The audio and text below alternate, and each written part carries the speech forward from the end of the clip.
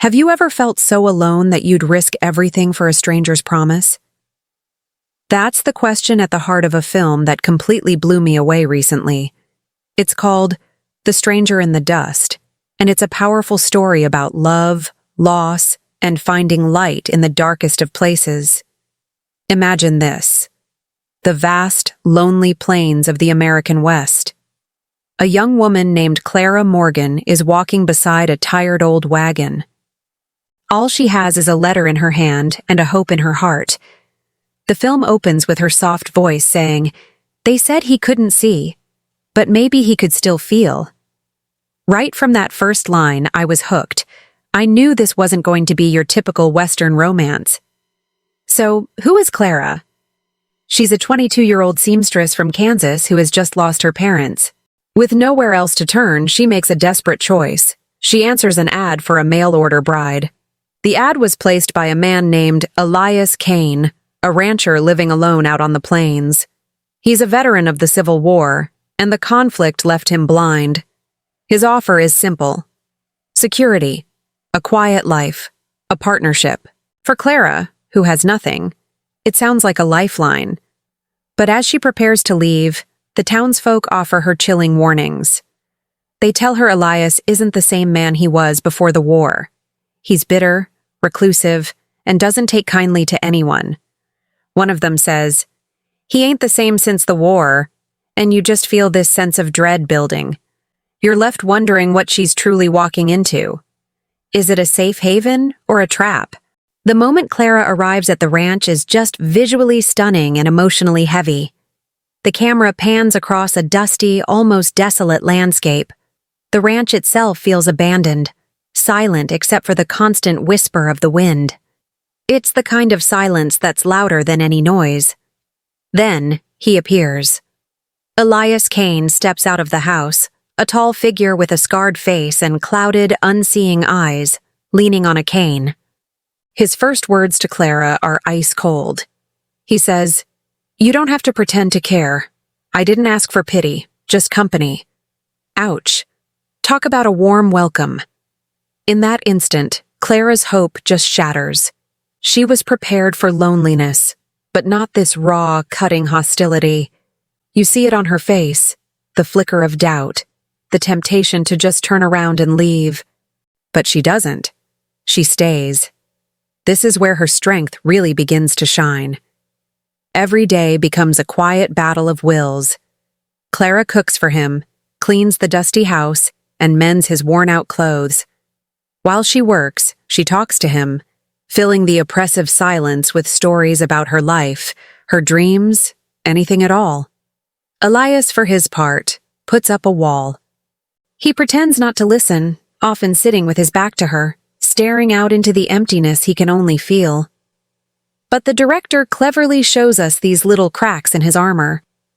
At night, after Clara thinks he's asleep, we see him sitting alone on the dark porch. He's not staring into the void. He's listening. He's listening to the gentle, rhythmic sound of her needle and thread as she sews inside. It's the only sound that seems to bring any peace to this troubled place, and it's a beautiful, subtle way of showing that her presence is starting to mean something to him, even if he won't admit it. He's drawn to the sound of life she brings into his world of darkness. Now, let's talk about the emotional peak of this first part, because it is absolutely phenomenal. A massive thunderstorm rolls into the valley. The sound design here is incredible. The wind howls, the rain lashes down, and the thunder feels like it's shaking the entire theater.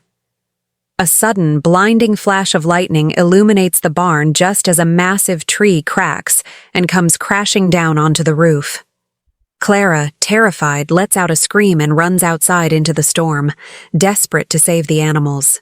What happens next is pure cinematic gold.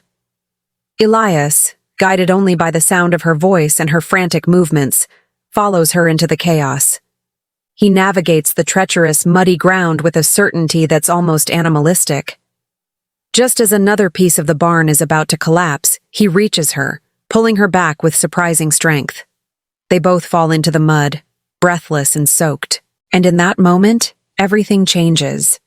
The storm rages around them, but for a second, it's completely silent. His hands, which have known nothing but the feel of his cane and the rough textures of his lonely ranch, tremble as he reaches up and touches her face. It's the first time he's initiated any kind of gentle contact. His touch is hesitant, almost like he's trying to see her for the first time. The dialogue here is sparse, but so powerful. He whispers, his voice thick with an emotion we haven't heard before. "You shouldn't have come here." He's not being cruel. He's telling her she doesn't deserve this broken life.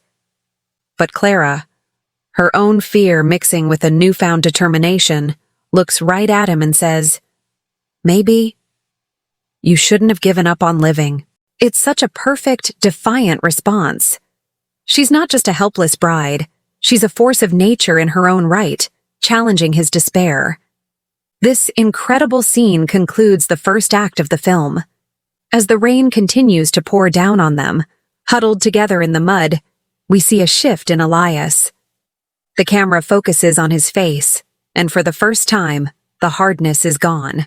It's replaced by a look of confusion, vulnerability, and something else he hasn't felt in years: trust. He can't see her, but he can feel her warmth, her strength, her presence beside him. The film returns to Clara's narration, a beautiful bookend to the opening. Her voice comes in, soft and reflective over the image of the two of them in the storm. "He couldn't see the storm, but maybe he could feel me beside him." It gives me chills just thinking about it. It's the perfect setup, leaving you desperate to know what happens next. Will he let her in? Can two broken people truly heal each other? This is storytelling at its finest. A slow burn that builds into an unforgettable emotional inferno. The Stranger in the Dust is more than just a movie. It's an experience. If you love character-driven dramas with incredible depth and breathtaking cinematography, you have to check this one out. I promise you won't regret it. Thank you for watching, and if you enjoyed this review, don't forget to like, subscribe, and hit that notification bell for more deep dives into the best new films. See you in the next video.